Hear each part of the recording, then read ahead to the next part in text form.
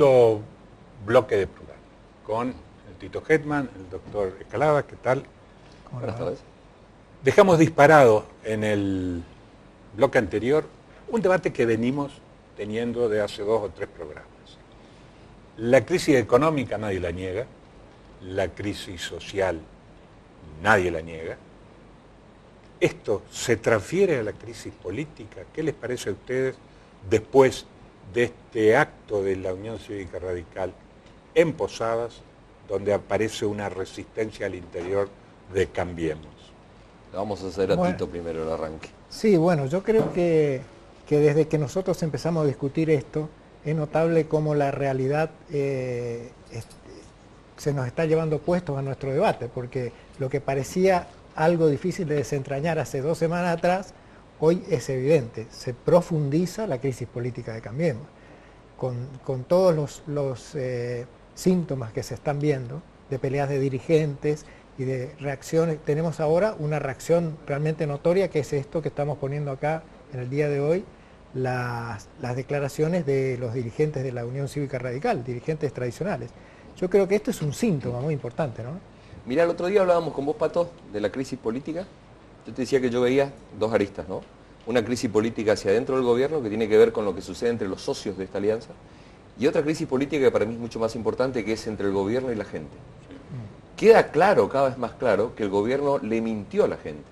Porque podemos discutir si la gente votó mal, o si la gente votó bien, pero inducida por una mentira. Yo prefiero quedarme con esto. O sea, la gente votó en función de una promesa electoral que le hizo el gobierno.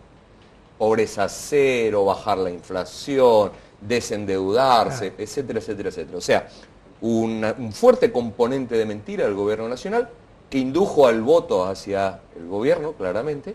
Hoy ese enojo está en la gente, se ve, y aquí hay una crisis política, porque hay una crisis de representación. Hay una cuestión. Espera un poquito.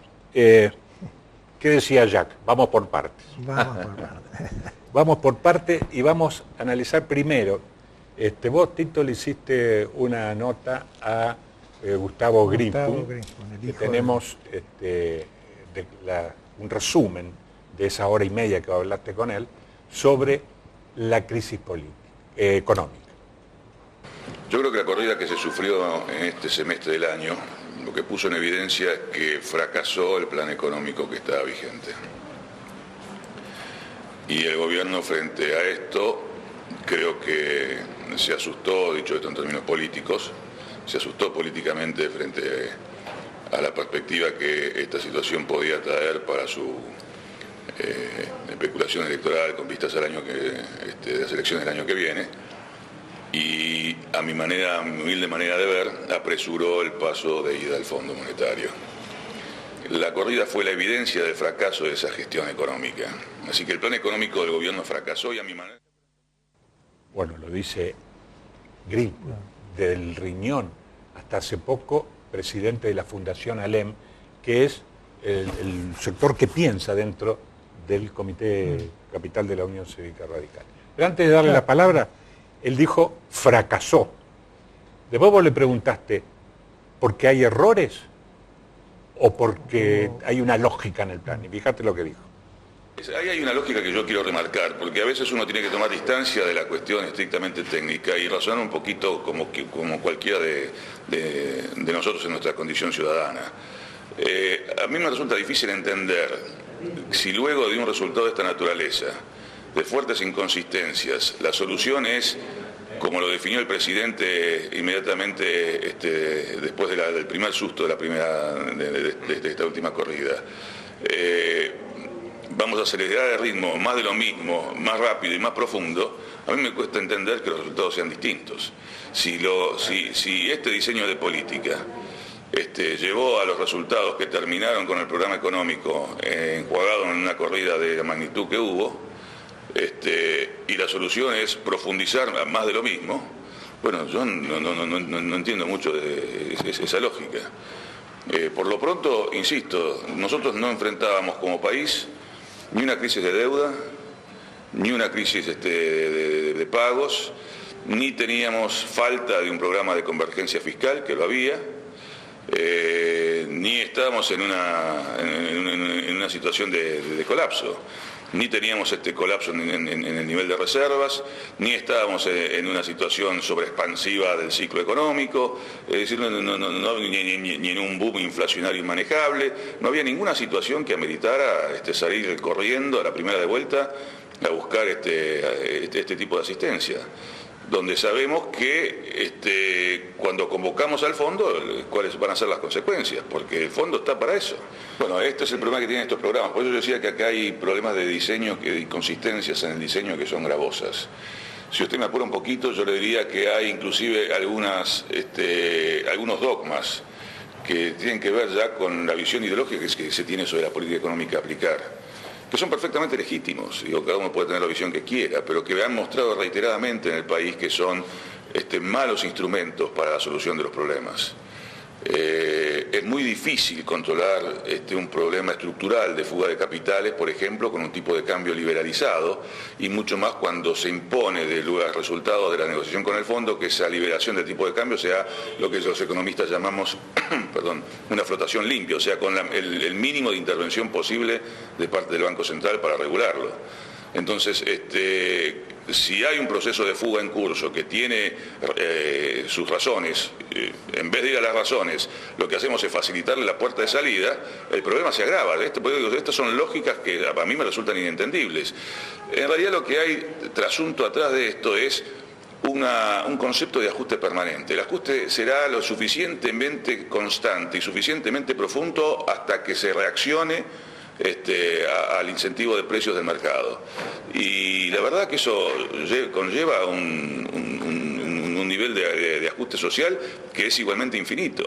Entonces hay una dimensión de orden social que le da sustentabilidad o no a estos programas, y que en el pasado, insisto, si tenemos que tener la inteligencia de relevar la experiencia similar, nos ha mostrado. No significa eso que sea un determinismo, que todo tenga que ser igual, pero es la experiencia relevante. Nos ha mostrado que esto termina en insustentabilidad social de estos programas y en una reacción virulenta en sentido contrario. Entonces, bueno, fracaso, pero no errores, sino por inconsistencias y por ideología.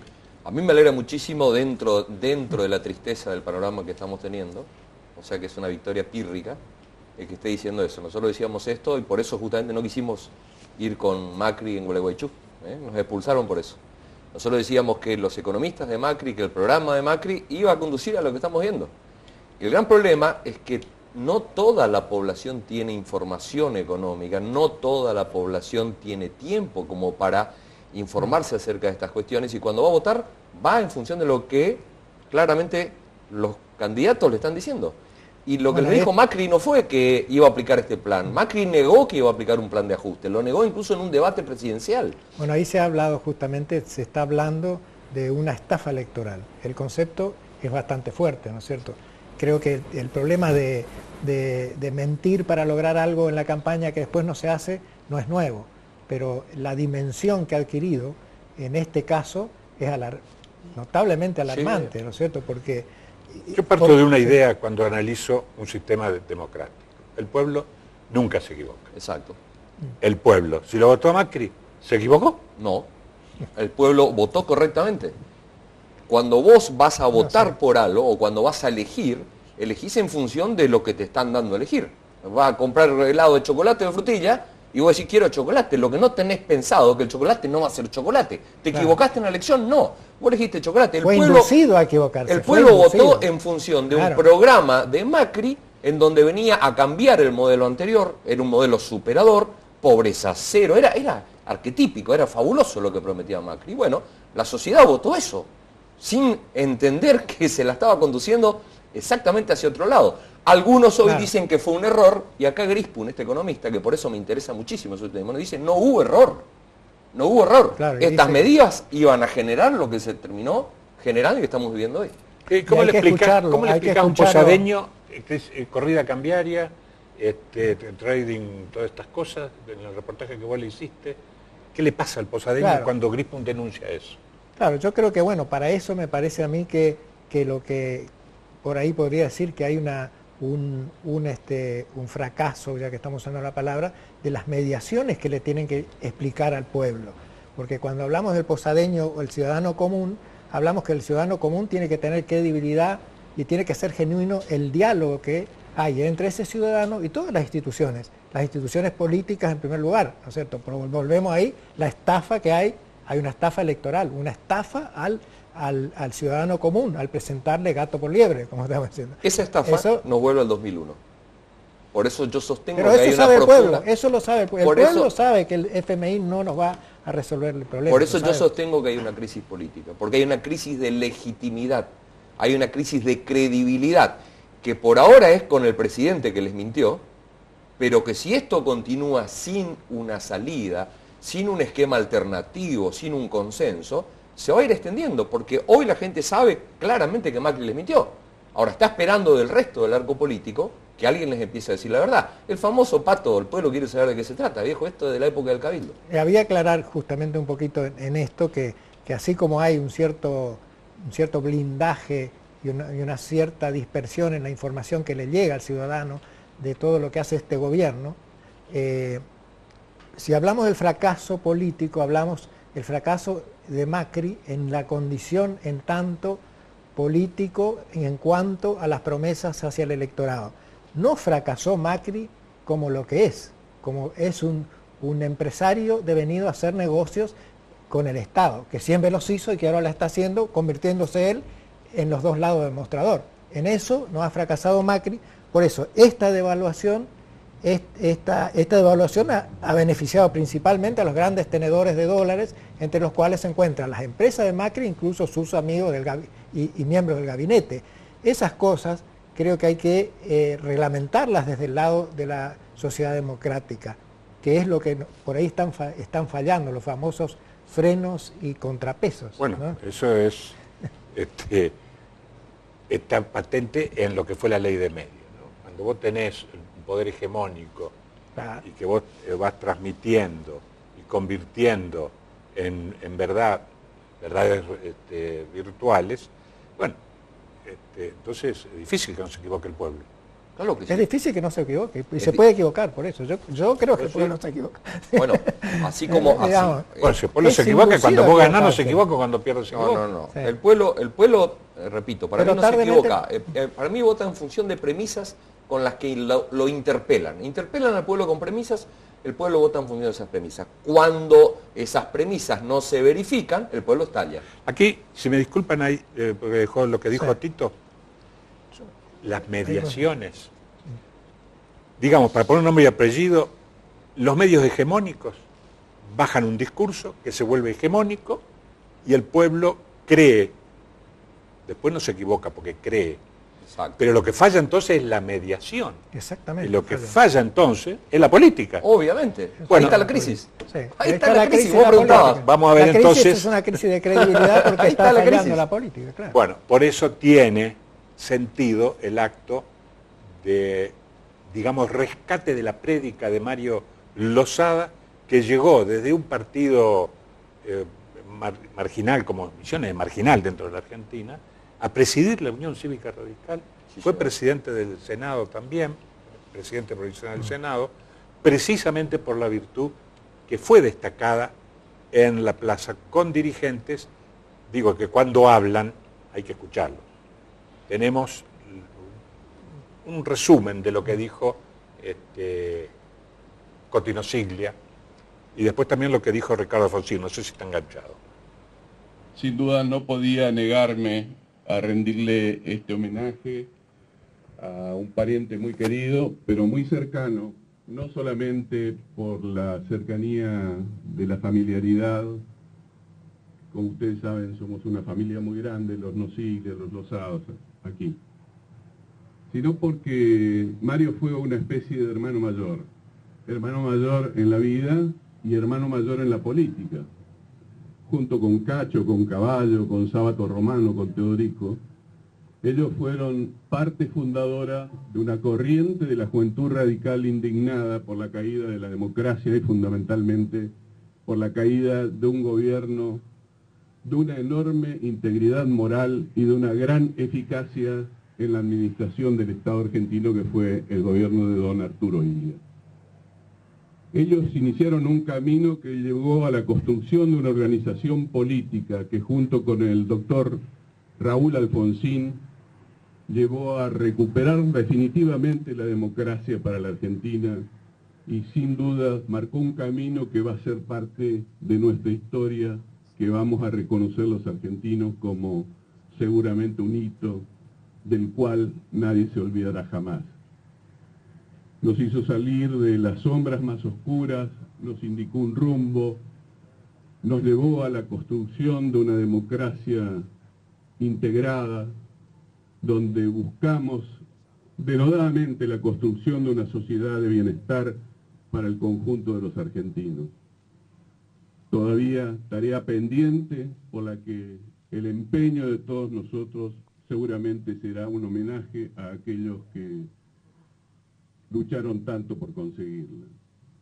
Este tipo de personas como Mario, en circunstancias que la Argentina vive tantas grietas y tantas dificultades, hubiera sido imprescindible en este momento para que todos nosotros podamos encontrar un puente que nos una a los argentinos detrás de los objetivos de la nación. Los países han progresado, han resuelto problemas difíciles a partir de soluciones de compromiso, a partir de consensos. La Europa, después de la guerra devastada, no progresó porque un partido político ganó las elecciones y llevó adelante el programa adecuado, el mejor inspirado, el técnicamente mejor concebido. Hubo un acuerdo entre las fuerzas de izquierda, las fuerzas de derecha, entre el capital y el trabajo. ¿Saben cómo se llamó ese acuerdo?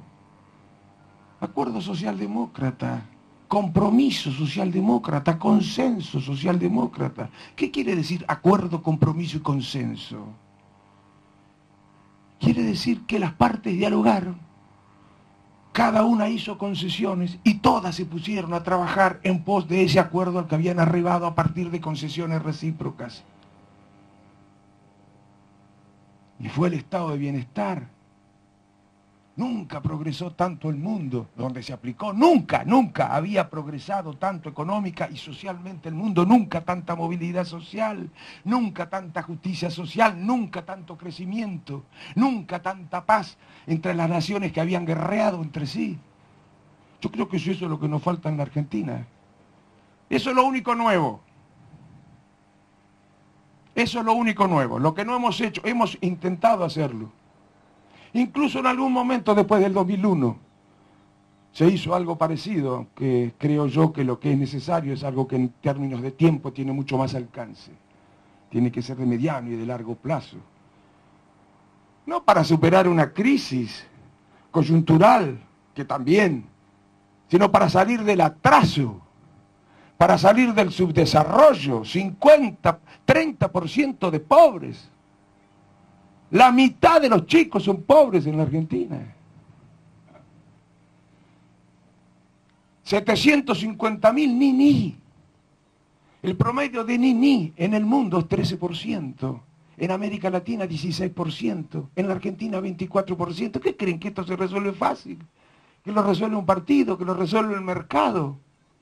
¿Que lo resuelve un programa de algún iluminado? ¿Que lo resuelve un economista en un laboratorio? A esto lo resuelve la política y la grandeza que es necesario tener para hacer concesiones y no descalificar al que piensa diferente. Terminar, como dijo Coti, con la grieta de una vez por todas en la Argentina. Mario era uno de los hombres a los que yo, junto con mi padre más, le oía hablar acerca de este recurso en política, el diálogo fundamental para generar condiciones que nos permitan ir superando los problemas. Bueno, deja varios disparadores para el análisis, ¿no? Yo quiero hacer referencia a que Coti Nosiglia, que es un operador que siempre opera en las sombras, pero que tiene todas las luces, lo conoce todo el mundo como el gran operador, sí. Está en un distrito donde la Unión Cívica Radical no pertenece a Cambiemos. La Unión Cívica Radical orgánicamente no pertenece a Cambiemos.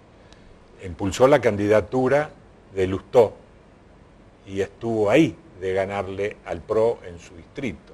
Distinto hubiera sido la historia del balotaje si Lustó le ganaba.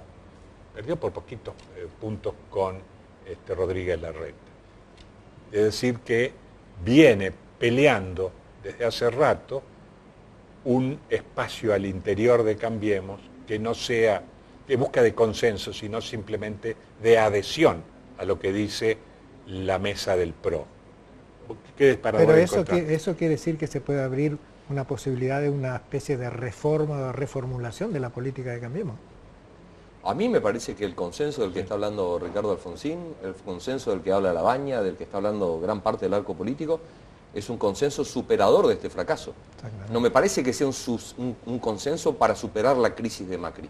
No me parece que sea un consenso para sostenerlo y para que Macri gane las elecciones de nuevo con este mismo programa económico 4 años más. Me parece que están hablando de un consenso superador de esto, de acercar las partes que están fuera, ya no del gobierno, porque lo estamos escuchando hablar a Alfonsín, que está dentro de Cambiemos. Entonces, acá lo que están tratando es juntar las partes que piensan igual en cuanto a que este modelo económico no puede seguir siendo el que se lleve adelante, a que este ajuste, a que esta salida que está proponiendo el gobierno central no sea la que siga 4 años más después. Así que me parece que sí, están apostando un consenso, un gran consenso como dice Alfonsín, un consenso donde se apueste entre todos a superar esta grieta, pero un consenso para adelante. Una alternativa para el país. Una alternativa para el año que viene. Exactamente. Una alternativa para el año que viene. Sin embargo, yo insisto, con el debate de los 2 programas anteriores. La Unión Cívica Radical puede estar crujiendo adentro de la Unión Cívica Radical todavía, pero como lo dijeron aquí los visitantes, lo dijo el presidente de la convención, el Comité Provincia está convertido en una agencia de colocaciones. Y hablábamos del fracaso de la mediación. Si el pueblo nunca se equivoca, en función, pero la responsabilidad de los mediadores, cuando hay un poder hegemónico en los medios, ese comité convertido en una agencia de colocaciones no tiene gran responsabilidad de haber hecho equivocarse al pueblo. Por supuesto que tiene una gran responsabilidad. El Comité Nacional de la Unión Cívica Radical tiene la gran responsabilidad no solo de haber girado ideológicamente, sino de haberle convencido a muchos radicales que había que votar por Macri. Esto es lo que denuncia Ricardito Alfonsín. Denuncia que en esta estafa electoral que hubo hacia la gente, también lo hubo hacia su partido. Gran parte del radicalismo que acompañó a Macri, acompañó escuchándolo a Macri de hacia dónde quería llevar el país. No acompañaba este ajuste. Lo que pasa es que hay muchos que no se animan a salir a decirlo. Ahora viene el gran desafío de la Unión Cívica Radical. ¿Seguirán acompañando a Cambiemos? Porque criticar es hacerle mal a Cambiemos, o como decía Ricardo acá hace un ratito cuando hablaba, hay que romper esta grieta de una vez por todas y generar consensos. Vos tenés una faz también política y a los periodistas no se nos escapa nada. Hubo una cena donde participaron Green, Pun, Ricardo Alfonsín y la captamos. Y ahí está María Lozada, estás vos, está el intendente de Posadas, hay diputados de Tucumán. ¿Qué significa una cena de esto al interior de la Unión Cívica Radical? Una cena como esta es una cena en donde uno busca interrogantes, donde uno... ¿No es conspirativa? No es conspirativa. No, para nada conspirativa. Es una cena en donde uno analiza como radical hacia dónde está yendo la Unión Cívica Radical. Más allá del ucerreísmo que decís vos, que es el que en este momento está aliado a Macri, hay cientos de radicales, como yo, que no estamos acompañando, que fuimos expulsados por no estar con Macri, y que estamos viendo si hay supervivencia de la Unión Cívica Radical después de este proceso. ¿Va a sobrevivir o digamos, el fracaso económico de Macri va a arrastrar una vez más la Unión Cívica Radical? Ahora, la crisis política está sobre las espaldas de la Unión Cívica Radical. Si la Unión Cívica Radical rompe o la Unión Cívica Radical quiere imponer políticas contra el ajuste, ¿es suficiente para hablar de una crisis política? Sí. Porque yo sigo insistiendo que el verdadero sostén político de Mauricio Macri es Clarín, los exportadores y los bancos.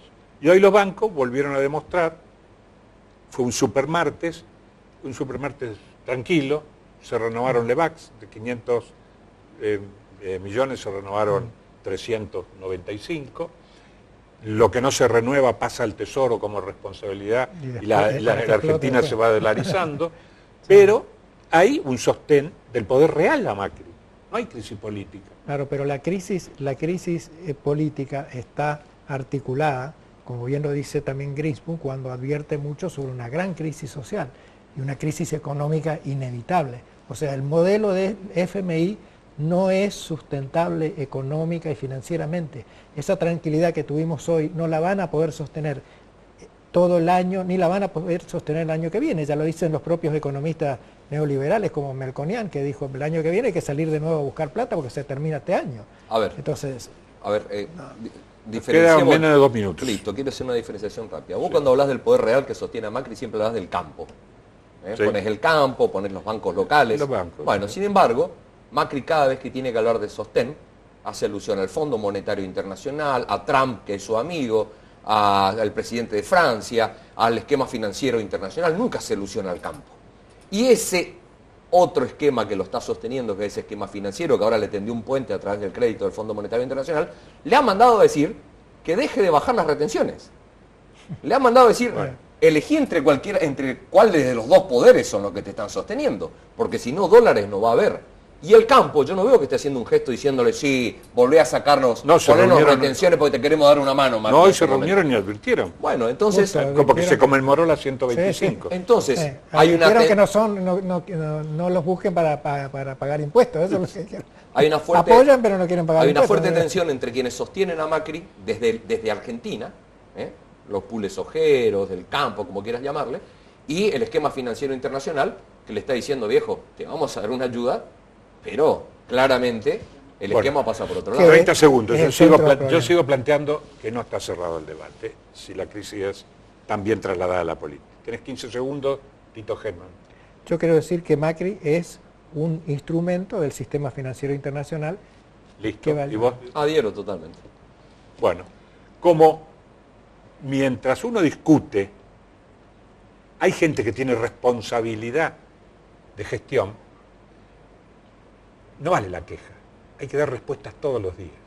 Y para ver, uno de los desafíos más grandes que tiene un Estado, y sobre todo un Estado de bienestar, es la salud. Por eso en el próximo bloque, en el mientras tanto la política se pelea, ¿qué se hace en Misiones en beneficio de la salud pública? En el próximo bloque con nosotros el ministro Walter Villalba.